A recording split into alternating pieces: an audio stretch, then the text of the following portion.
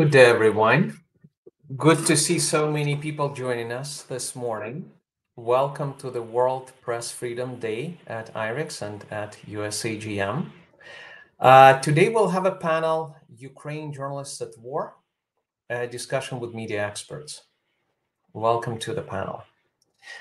According to the UN Human Rights Office, since the start of Russia's unprovoked attack on Ukraine, more than 8,000 civilians have already lost their lives and nearly 13,000 are injured.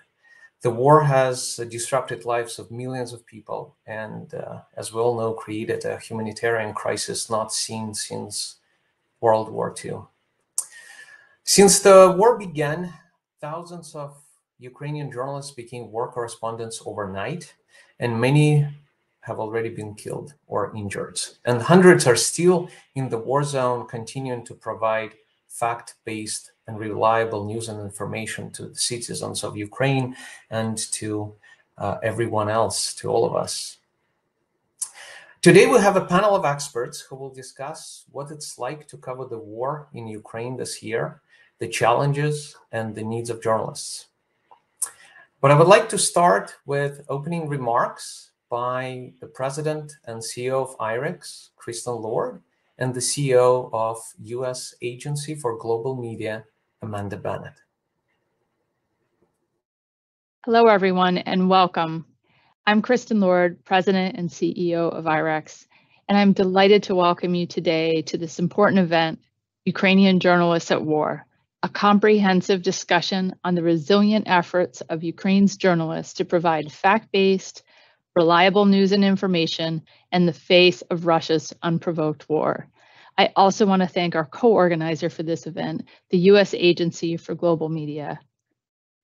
At the onset of the full-scale war, Ukraine was home to IREX's second largest office in the world and 1/6 of our staff. We have worked in Ukraine for decades to positively impact the lives of Ukrainians through programs that empower youth, cultivate leaders, and extend access to quality education and information while strengthening institutions. In fact, the Ukraine Media Partnership Program is the oldest IREX continuous initiative. When Russia launched the full-scale war, our programs did not stop. To the contrary, our staff redoubled their efforts, often working from basements and bomb shelters to provide humanitarian aid, safety and resources for journalists, many of whom are alumni of the Ukraine Media Partnerships Program. We also provided quality information to Ukrainians throughout the war. Specifically, our media and information work in Ukraine included collaborating with the Academy of Ukrainian Press, National Union of Journalists, and Freedom House to assist more than 100 journalists by relocating them to safer parts of the country and setting up a temporary hub to host displaced journalists. With this support, the journalists were able to continue reporting and providing life-saving information to the Ukrainian people. We partnered with Ukraine's Ministry of Culture and Information Policy to provide 250,000 Ukrainians in newly deoccupied regions with informational materials about the government's efforts to help liberated territories, remove explosive mines, and restore electricity. We worked with teachers to support the Ukrainians' ability to recognize Kremlin disinformation and propaganda. Unfortunately, the war is ongoing, and I'm concerned that this year could be as deadly and as destructive as the previous one. It's critical for us, therefore, the members of the global media community, to identify areas where we can work differently, collaborate more, and learn from our experiences and the experiences of others. I'm looking forward to an enlightening discussion today, and hopefully one that will provide additional opportunities to engage and to continue to support the people of Ukraine. Thank you.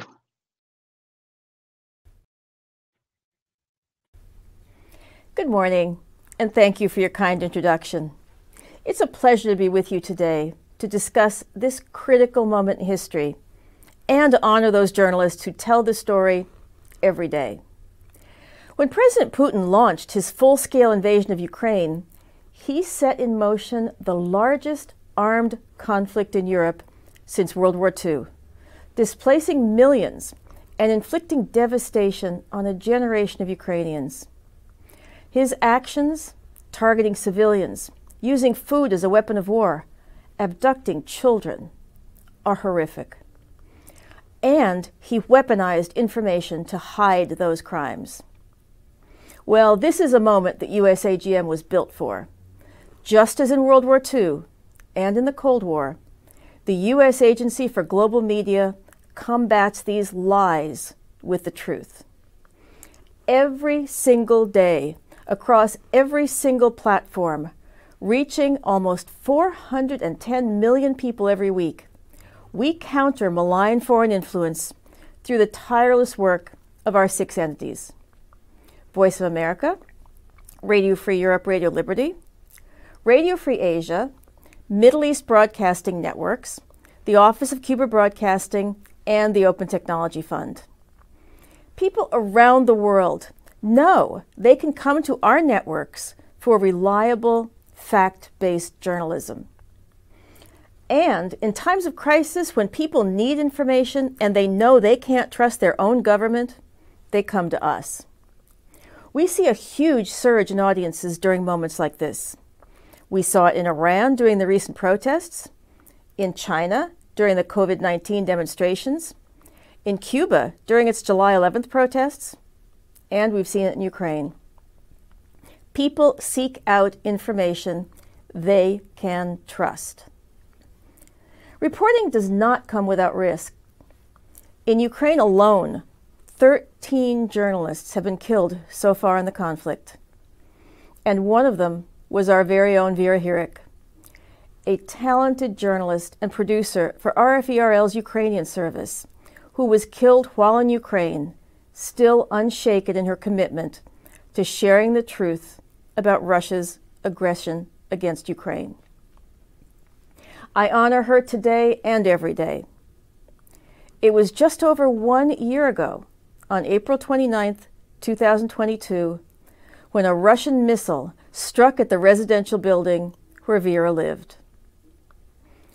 Despite the challenges and the risks, journalists in Ukraine continue to cover the invasion and provide crucial information to their people, despite experiencing the impacts of war themselves. I thank you for taking the time to learn more about this work and the people behind it. Fact-based journalism, reliable information, the truth matters. Thank you very much, both Kristen Lord and Amanda Bannett, for those opening remarks. Today we have 3 guests, 3 panelists. Let me introduce them to you. I'll start with Mariana Drach. She's the director of Ukrainian Service of Radio Free Europe, Radio Liberty. Mariana is overseeing the service's award-winning coverage of the war. She oversaw the coverage of 2013-2014 Maidan demonstrations, Revolution of Dignity and Development since. Under her watch, the service has launched the impactful anti-corruption reporting project, Schemes, Corruption in Details, as well as multiple media programming efforts for the residents of Russia-annexed Crimea and war-torn Eastern Ukraine, called Crimea Realities and Donbass Realities. A native of Kiev, Drach joined the service in 1996, specializing in international affairs. Welcome, Mariana. Hello, greetings. Our second guest today is Ruslan Petrichka. Ruslan is a chief of the Ukrainian Service of Voice of America, a position he assumed in 2022 amidst Russia's full-scale military invasion of Ukraine. In 2023, this year, in recognition of the Voice of America's Ukrainian team outstanding coverage of the war, the U.S. Agency for Global Media awarded Ruslan's team the prestigious David Burke Distinguished Journalism Award. Ruslan joined Voice of America back in 2007 and has been based right here in Washington, D.C. headquarters. He has specialized in reporting on political and economic topics in the United States and in Ukraine. He has been a regular host of Voice of America's daily TV show, Chess Time. Welcome, Ruslan. Thank you. Pleasure to be here.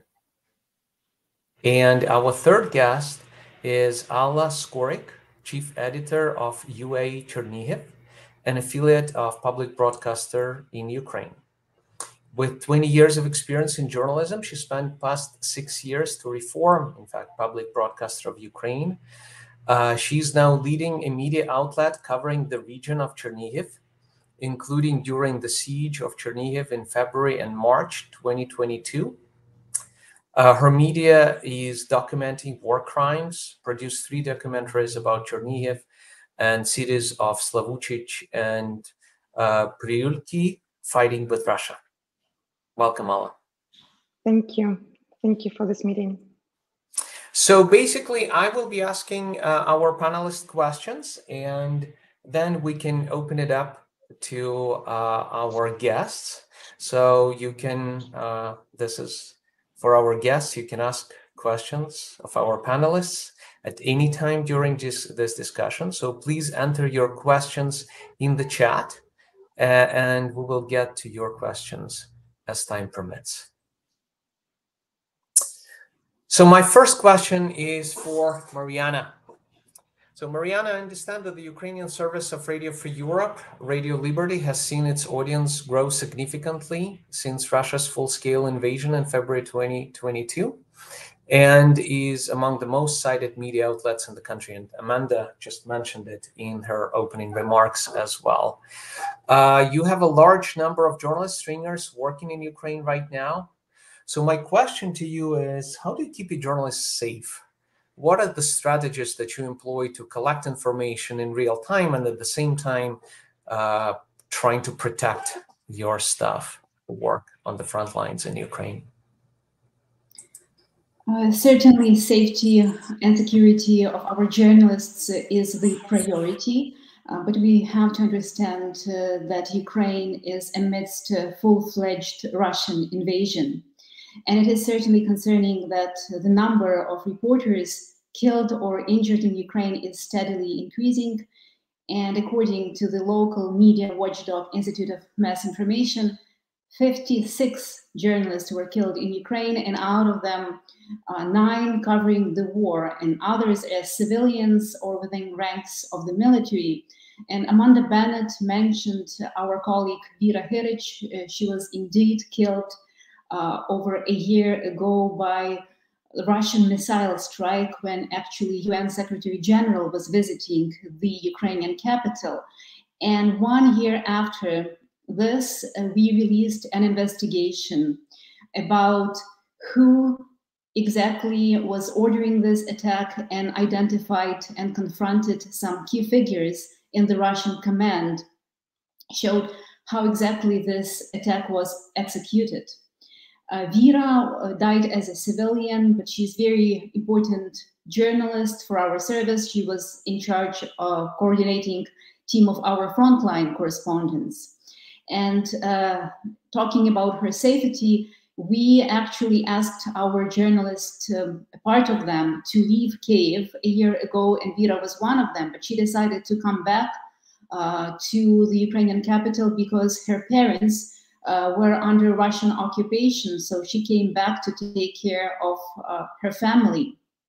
And she died in her apartment where she just moved shortly before she was killed by the Russian missile strike. And accountability is very important for us, and we think that our documentary will lead to persecution of those who ordered this attack and murder of our colleague.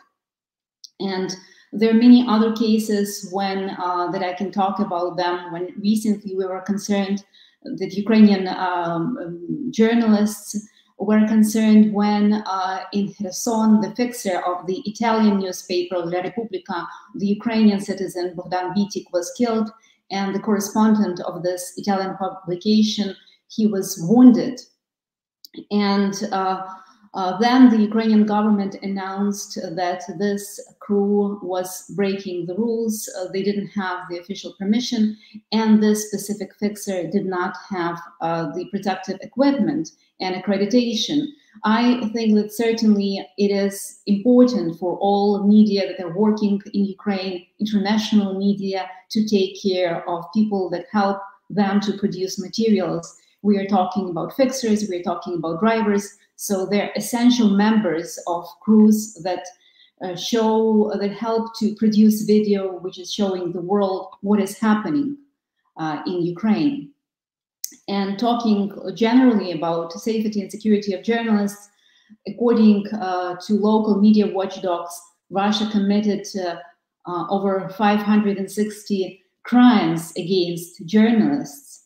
And we can talk about how Kremlin is blocking the work of media in the occupied territories, attacking websites. There are also cases of abduction of journalists. And media infrastructure in Ukraine is also a target. Over the course of a full-fledged invasion, 16 TV towers were attacked. And this is, of course, a threat to how Ukrainians are getting information. And also hundreds of media outlets have been closed. According to Ukrainian media monitors, over 230. On the one hand, Russia was driving media out of the newly occupied territories. On the other hand, there are war-related economic reasons. Revenue from advertising fell by 90%. There are also regular power outages. And we can speak actually for a long time describing all the obstacles that media in Ukraine face today. And I have to mention also safety of journalists at the occupied territories, because we at RFERL, we cover occupied territories very closely since 2014, when actually Russia first invaded Ukraine and illegally annexed Crimea. According to Ukrainian Human Rights Center ZMINA, last year, it registered 98 cases of violation of rights of journalists. And also, they also count bloggers. And we can speak about detentions, arrests, and administrative charges, and in some cases, criminal charges. Monitors registered 2 cases of abductions and torture in Crimea, and also 1 case of punitive psychiatry. And that started in 2014. Our journalists in Crimea have also been exposed to this. A Russian-imposed court in Crimea has sentenced RFERL freelance correspondent Vladislav Yesepenko for the alleged possession and transport of explosives, a charge that he has rejected. Vladislav also said that he was tortured to confess. And Yesepenko was detained in Crimea in March of 2021 on suspicion of collecting information for Ukrainian intelligence that was never proved. And before the arrest, he had contributed to RFERL for about 5 years, reporting on the social and environmental situation on the peninsula. This case happened just before the full-fledged invasion, and Vladislav Yesepenko is still behind bars, but there is also other cases. For instance, Irina Danilovich, she is a citizen journalist, and she was abducted in Crimea in April of last year. She's a former nurse that became a citizen journalist, and she contributed to us, to RFERL, for many years, speaking about health issues in Crimea and about COVID. Then gradually she became a civic activist and civil journalist. And she was abducted. She has serious health issues, and requesting for medical help, she decided to go on hunger strike. She stopped this hunger strike after different human rights organizations appealed to her, saying that it is very important to preserve her life. But there are also cases when other prisoners in Crimea died because they didn't receive adequate help. So this is extremely concerning, and this is the extremely high risk which citizen journalists in Crimea are exposing themselves when they're reporting about what is happening at the occupied territories. In terms of focus of our reporting, our correspondents daily work at front lines of Ukraine, and I'm privileged to say that our service at RFERL, our frontline teams, also co-shared the David Berg Award with VOA's Ukrainian service that was mentioned. Our correspondents also today, for instance, are reporting from Kherson and telling about the situation in the city. And journalists are Ukrainian citizens. So if the Russian rockets are targeting Ukrainian towns and villages and cities, journalists have the very important role in documenting what is happening. For instance, our correspondent in Kherson today is reporting from the blood transfusion center where civilians are donating their blood after over 20 people have died after recent attacks of newly liberated Kherson.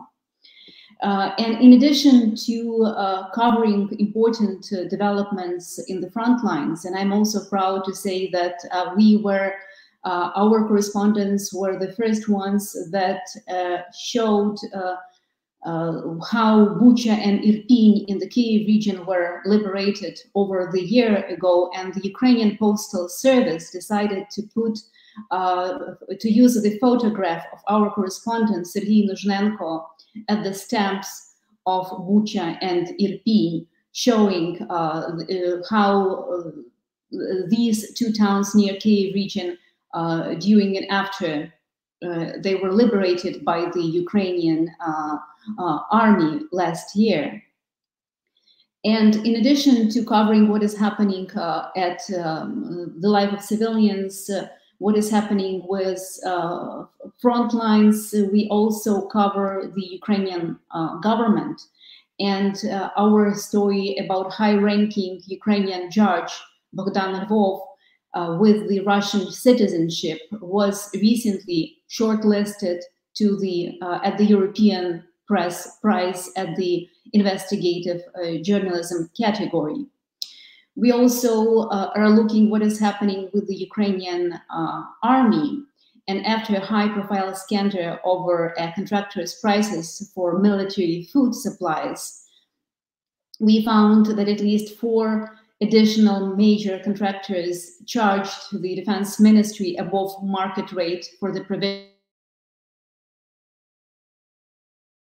The prices at which suppliers were prepared to deliver some potatoes, apples, cabbages, and eggs to the Ukrainian armed forces, for example, often ranged from 2 to 3 times to the level of the purchase prices reported to tax officials. And in my view, this is a very important work that our newsroom is doing today. Also, we are using the modern technology in order to expose Russian war crimes, and specifically we use satellite images to uncover mass graves in Mariupol. I'm proud that we are covering all major developments today, and we remember every day Vera Heric, and we will continue in our work, and we are dedicated to cover the developments in this full-fledged invasion. Thank you very much, Mariana. You know, this is actually what you just said about the use of new technologies. It is a good segue to my next question for Ruslan. Ruslan, Voice of America has been around since early 40s. And of course, initially it started as radio, moved to video, TV, and now you're on all social networks, Facebook, Telegram, Twitter, and others. But my question, in fact, is not about the platforms used to broadcast, but about technology that you use right now in Ukraine. This war is very different from all of the other wars. We keep hearing the journalists are using real-time information collected by satellites, user-generated content that non-media professionals record or broadcast right there on their phones. Can you please tell us how the Russian invasion is being covered using those new technologies by media, and how the daily work of journalists covering the war has changed thanks to this large volume of data that is now available for them to cover the war? Sure. Thank you, Michael. And I can only attest that Mariana's team and Radio Free Europe is doing an amazing job in Ukraine, and their journalists are the bravest people I know. As for VOA, I'm just want to thank everybody who is listening here, and I want to make this the most productive and useful that you can get today or this week. Preparing for this this year's Press Freedom Day, we interviewed several people that covered wars in Balkans and in other places, and they said that this war that is happening in Ukraine currently is completely different from what they have seen ever in their lives, just because of the technology that is being used currently. As you said, Michael, it is true. Everybody is seeing everything. Everything is happening in front of our eyes. Every person that owns a cell phone or smartphone with camera is a reporter. And we receive, as a journalist, a lot of videos, pictures, official statements. Lots of information is coming in. And this, the task of the reporter currently became not to less go and find information, but more sift through the information, find the most useful, most relevant, and find the truth in what you receive. And this is equally very, very difficult task to do for reporters. And I'm very happy to say that this war showed that Ukrainian journalistic community is very strong and healthy, and the reporters switched to this new task and new challenges really quickly. And overall, the coverage in Ukraine of this war from different networks, including VOA and RFERL and other private Ukrainian networks, is very, very healthy, very, very professional. We can talk about the use of technology by very professional organizations and teams like Bellingcat, Ukrainska Pravda, Stop Fake, RFERL investigators, VOA Polygraph, that go very deep in technology. They analyze satellites, they analyze metadata, do geolocations, go deep dives into the social media feeds, trying to uncover information that is using technology that is not available otherwise. And but in my presentation today, I would like to talk about the use of technology in the daily reporting, that what VOA is doing. Because as I said before, when you wake up and start working on any story, the biggest challenge you get an avalanche of something that coming your way on any topic, and then your goal as a reporter or an editor is to find the truth in what you get, distinguish fake from truthful information. So I would say that reporters in Voice of America and anywhere in Ukraine use technology mostly currently for gathering information. So receiving photos, receiving social media feeds, reading forums, receiving videos from military personnel, CCTV cameras, everything is coming in. And editors have to decide what is something that we're going to show today.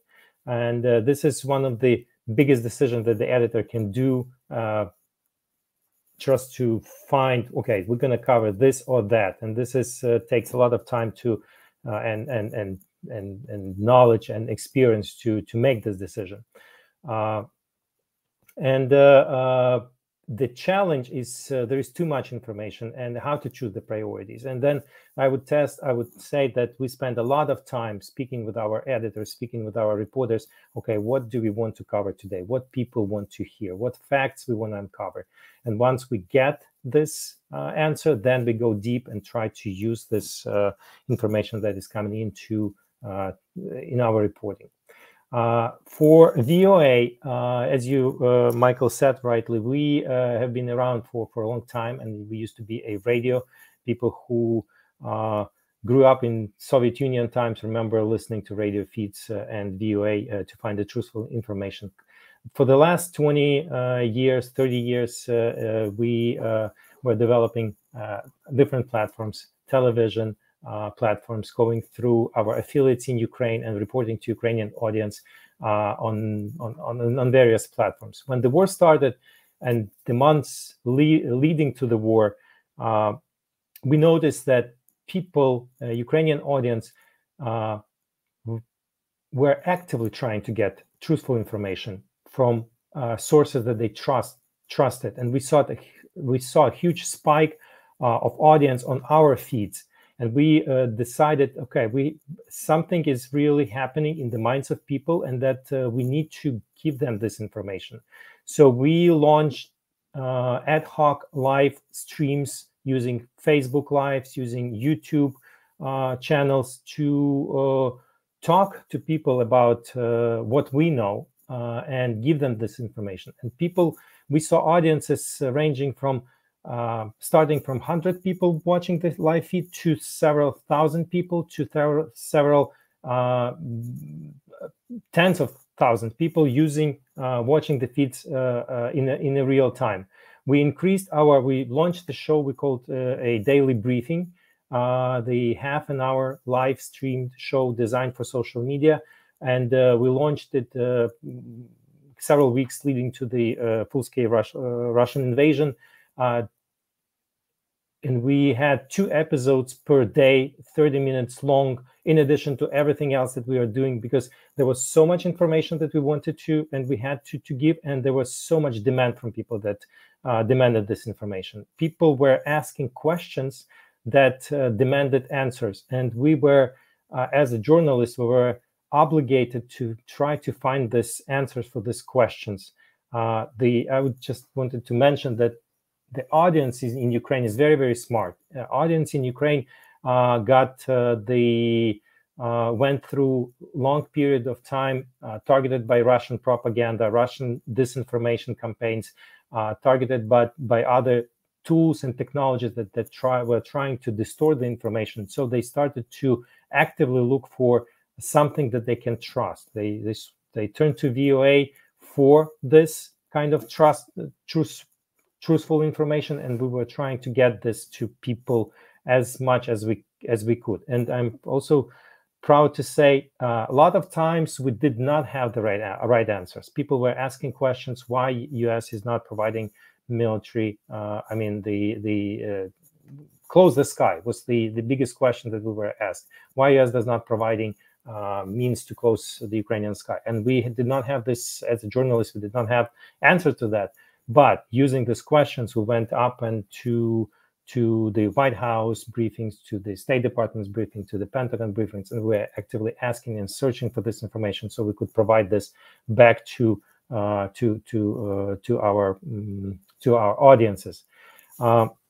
We actively worked with our partners in Ukraine, other affiliates that we had, and I noticed that the journalistic community in Ukraine was very, very professional, I would say. Journalists switched to this mode of covering the war really, really quickly, and did this with on a very high professional level. I saw a lot of coordination of work between different networks. People were exchanging video materials. When the war started, we asked our partners in Ukraine, Suspilne TV, ICTV, 1+1, whether they will be able to open their video footage databases to use by Western reporters, including us, and they were able to give access for free to everything they have, just to make sure that the information is coming out and reporters in other parts of the world can use it and in their reporting and show what's really happening in Ukraine. One thing that I would also mention for this conversation, the notion of the reporters in their mindset in Ukraine, also in VOA, we switched from trying to cover as much as possible, as quickly as possible, to trying to verify everything before we publish anything. That was our mode, and this is something that our audience demanded. We did not rush to show any video, to broadcast any news before we verified anything. And speaking with the reporters from other organizations before the Press Freedom Day, I asked what rules did they come up with in their newsrooms for coverage of the war. And they said that the most common and unspoken rule was make sure that the report is not harming anything. So do not harm is something that came up from this war coverage that I did not see before, but it was used by this concept used by editors in many newsrooms and in VOA as well. For example, we got when the Mykolaiv was when Russians invaded the southern cities in Ukraine. I will not name where the report was made. We got in contact with one of the volunteers that was working in the occupied region, and he was willing to speak. They were going and just as volunteers helping different families, preparing food and other things. And he was critical towards the Russian administration that occupied their towns. And we had this exclusive report, and we had him on camera. He was willing to give his name, and he gave us permission to show his face. But the fact that we got this information, we had this very interesting information, it was not enough for us to decide to show this information on air. And our decision was, will this report add, so we ask our questions, will this report add to the, add value to the coverage of the war? Will it show something that is important for people to know elsewhere? The answer was yes. But will it potentially harm the person that gave us this report? Will it potentially harm people that are involved in this volunteering project? And the answer was also yes. And we decided that the principle "do not harm" prevails, and we did not air this report. We decided to just stop it, and I hope we can connect soon with this individual to verify what's happening with him currently and try to get this story out for everybody to see. So just to conclude, I mean the volume of information that the journalists receive is something that defines this war, and how journalists are using this volume of information. This defines the professionalism of this journalism. And at VOA here, we try to put the journalistic standards on top of everything that happens, and our main goal is to find truth and be reliable always for years to come, so people can turn to us and learn news and information in the way that they might not get anywhere else. Thank you very much, Ruslan. So you actually touched upon two important themes of the World Press Freedom Day, as well as verification, information verification, which is key right now because, as you said, of the abundance of information out there, and the do no harm concept, which is also critically important right now. With my third question, I would like to turn to Alla. Thank you, Alla, for joining us from Chernihiv.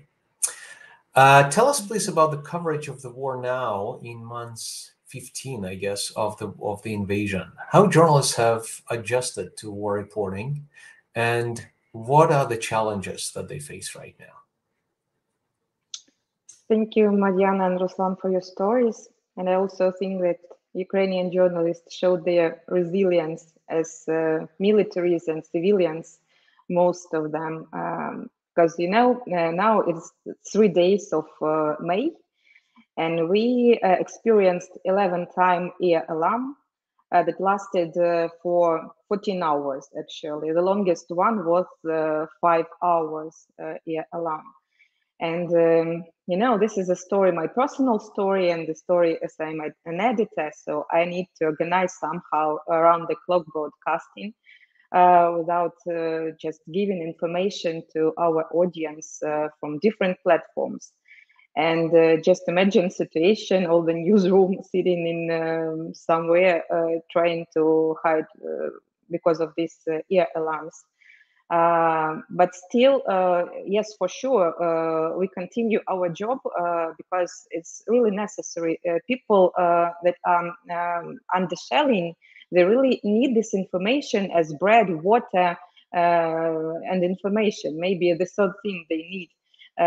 It's really necessary for them to understand whether they are still in Ukraine, what is going on. We have quite long borderline, and that's why people, it's like, you know, it's a big horror for them whether, for example, offensive or occupation can come one more time. So they are really afraid, and we need to give this information to them. But still, it is also a big danger, because during these 2 days, we had twice we were shelled by guided air bombs, and 2 civilians died. 14-year-old boy who was riding a bicycle and who just wanted to get home at this moment, and 80 years old grandma who also changed, for example, 5 addresses trying to find safe place where to live. And at that very moment, she was at the place of her relatives, and just imagine, she was caught under fire in this place and she died. So we understand that we live in such conditions, and we need somehow to survive in such conditions and to continue giving information. During this period of time, after the invasion, for example, our Telegram channel grew from 3,000 people to 155,000. And we understand the responsibility. All these people need this information. For example, in my region, in Chernihiv region, we have 1 million people who live in our region nowadays. So we understand that 165 people, it's quite big amount of people who really need this information to get. And nowadays we understand that Telegram channel is the most convenient way to spread information, because sometimes people who live near the border, they do not have stable mobile connection, internet connection, and they need just, maybe they can have 5 minutes just to open their mobile phone and to read some small articles, just to understand whether their region is Ukraine, is still Ukraine, or maybe something is going on. So we just understand that we need to read briefly for them to get this information, and not to use sometimes pictures or video, because it's impossible to download these pictures and videos. So we understand that we should work in other conditions. For example, nowadays we understand that radio is very popular in this region near the border, because sometimes they do not have electricity, and these radios that work on batteries can help them to get this information. So we understand that it is really necessary for them. My region, Chernihiv region, was quite lucky, because we could free from occupation in a month after offensive. And still we understand this month maybe was not very long if we compare with Kherson, Zaporizhia, and other regions. But nowadays my team is working on documenting war crimes, and we understand this 1 month was really too long for the occupation to be, because still every day we are finding new stories, different stories about executions, murders, rapings, tortures. And this is really awful stories. It's impossible to tell them. It was impossible for me just to understand that it could happen in my land, in my country, in these villages around Chernihiv and in Ukraine. But still, we understand that it is really necessary to report and to document these war crimes, and we have quite good results. As Mariana also mentioned, they was working on different stories in Ukraine and in Kyiv region. We also are working on some stories in Chernihiv region, connected, for example, with shellings when people who stayed in the queue for bread died. More than 20 people also under shellings. And we made this investigation and actually could identify those people who were from Russian military who could commit this crime. And we really need to finish this situation and to see whether the prosecutors can finish this story, and we want to see it finished. This winter was quite hard for us. We survived during these blackouts without interruptions in our broadcast. And I also want to say thank you to Lena Vlasova. You know her. She really worried about our company during this winter. I think that she spent all the nights thinking about generator and about how to help our affiliate. And we are so thankful to her. And I felt this that you are thinking about us, and it was also a support. I thought that I understand that we are under support. Our last year was really interesting because interesting and dangerous. You know, Chernihiv was surrounded by the army and shooted from all sides. That was really dangerous to stay in every region, in the center of the city, in suburbs, everywhere. It was possible to get under shelling from every region of Chernihiv. And you know, it was a period of time when Chernihiv team of Suspilne were the only one journalist who worked in Chernihiv. That was impossible to come to Chernihiv somehow, because those journalists who tried to get to Chernihiv from Kyiv region were also under shellings. It was really too dangerous. And we understood, as Ruslan said, that we tried to share all our video with European, with world media, because it was really necessary. We were the only one who could get this video. But at the same time, in the city, there were no internet connection and mobile connection.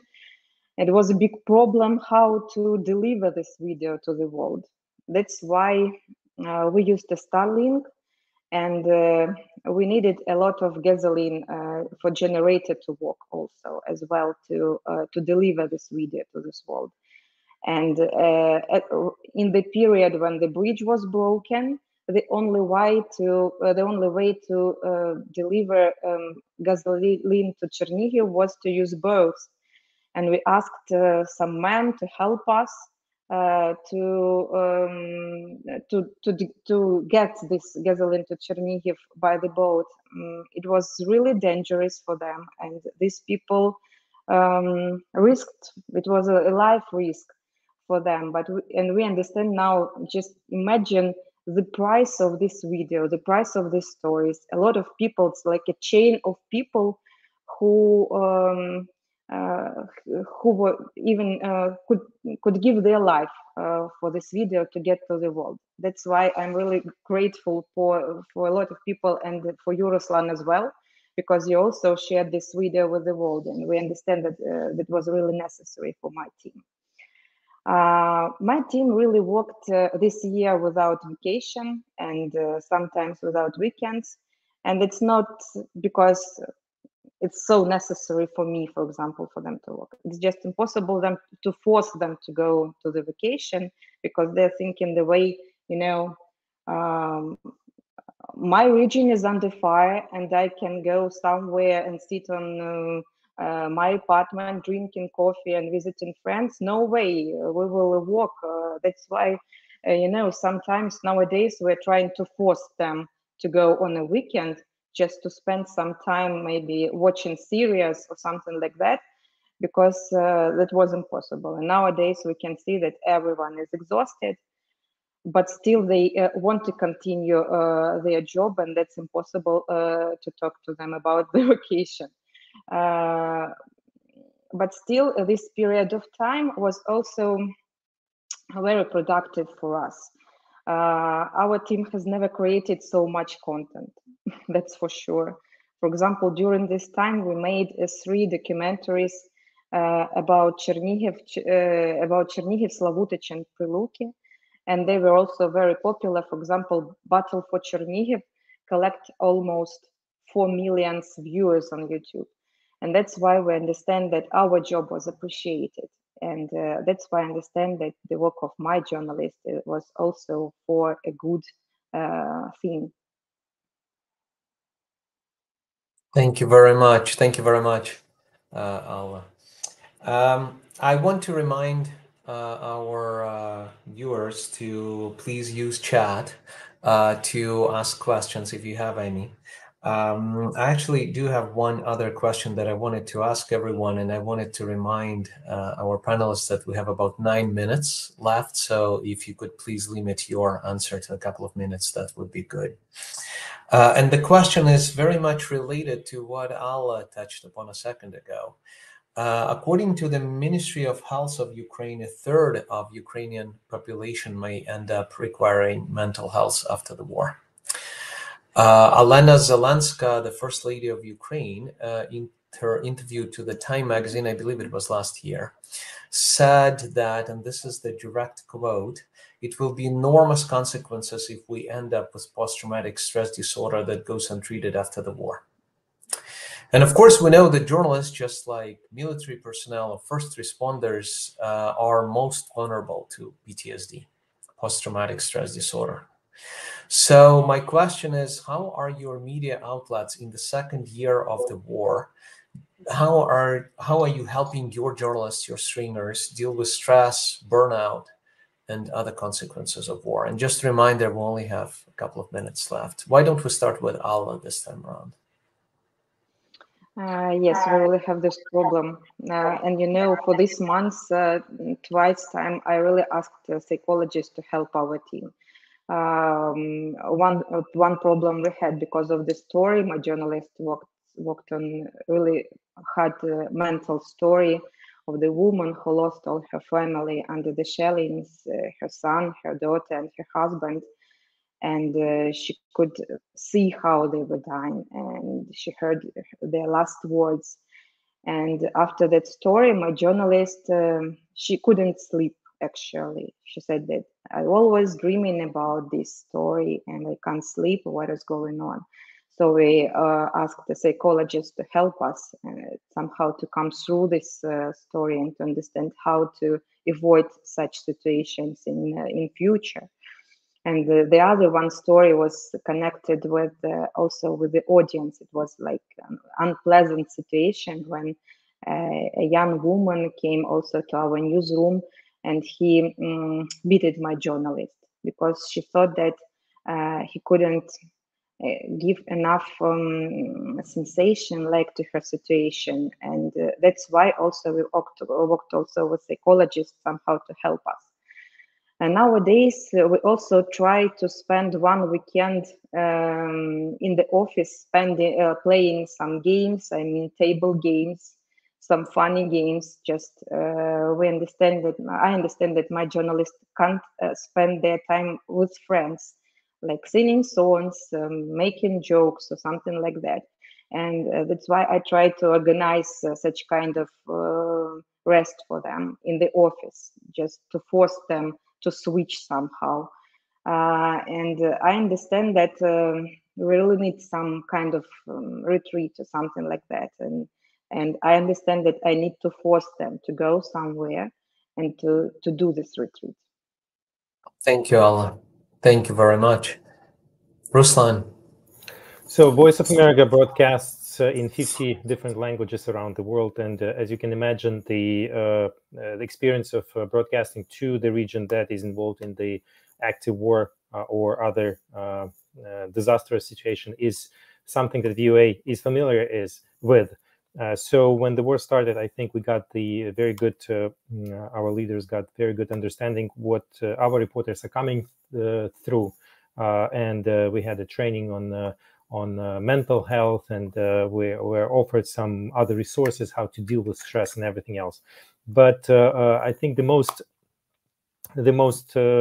useful thing that we had in our office was just recognizing that people are really dedicated to the mission, to reporting. They try to do their best, and they can work, as Allah said, in their teams. They can work for weeks and months without the breaks and stuff like that. But at some point, everybody gets burned out, gets very, very emotionally drained. And the goal of our editors is to recognize when person is reaching this stage when he's tired or she's tired or emotionally exhausted. And at that point, we try to reallocate our resources and give different assignment to people so they can get some breather from the just covering the news that are very, very emotionally challenging for them. They either assign to different stories or they take leave just to get some breather. Usually this very, very even short periods of time are very, very helpful, and people come back re-energized and then can work successfully. Just a small point for I mean, I'm very amazed of people like in Mariana's team that are working in Ukraine. They are so brave and they do their work in the unimaginable situations. But people that work far, that see everything through the screen, they are also impacted by all this. Sometimes even more, because emotionally you're getting this all the horrors and you cannot do anything. You feel like powerless. So the reporters that report on war, and I know the stories from, for example, from CNN reporters that report on Ukrainian war, they get burnout and they go see psychiatrists, even though they were previously reporting in Iraq, in Afghanistan, some other places. So Ukrainian war is unimaginably difficult for everybody. So we try to get professional help plus reassign people to different assignments so they can get some breather. Thank you, Ruslan. Mariana? With what I heard from Allah and Ruslan, and I think it is extremely difficult to request many journalists to take some rest. It is sometimes impossible because people refuse. They say that they have to do this job. And RFRL immediately offered our staffers psychological help, their mental health classes. And it is important that other newsrooms, smaller newsrooms, have the support as well. Also, I agree that people that are working with video are very much affected. I remember when our correspondents were filming Russian atrocities in the Kyiv region, in Irpin and Bucha, after these regions were deoccupied, our female journalists that were working as video editors and digital producers, they were really shocked. And it is, these journalists were discussing how to blur this video of massive atrocities. And this is certainly having a big toll on journalists. We also have people in our newsroom that lost their loved ones, because we have several people also in the newsroom, our staffers that are in the Ukrainian army. We have, as I mentioned, staffers that lost their loved ones. We also have journalists that their family members are serving in the Ukrainian army. And all of this is certainly a challenge. It's a challenge to report during power outages. At the initial stages of the full-fledged invasion, also there were a problem with food supplies in Kyiv. And I think that all programs that offer psychological support to Ukrainian citizens and journalists that work in Ukraine that cover this brutal war are extremely, extremely important. Thank you so much. I think our time is up right now. I would like to thank all of you for this absolutely fascinating conversation. One thing for sure is that we need to continue talking about it, and we need to continue supporting media professionals right now in Ukraine. They need a lot of support, and we as international community just have to continue supporting journalists on the ground and Ukraine in general. Thank you very much. Stay safe, and I hope to see you all soon at our next conversation like this one. Bye-bye. Thank you very much. Thank you.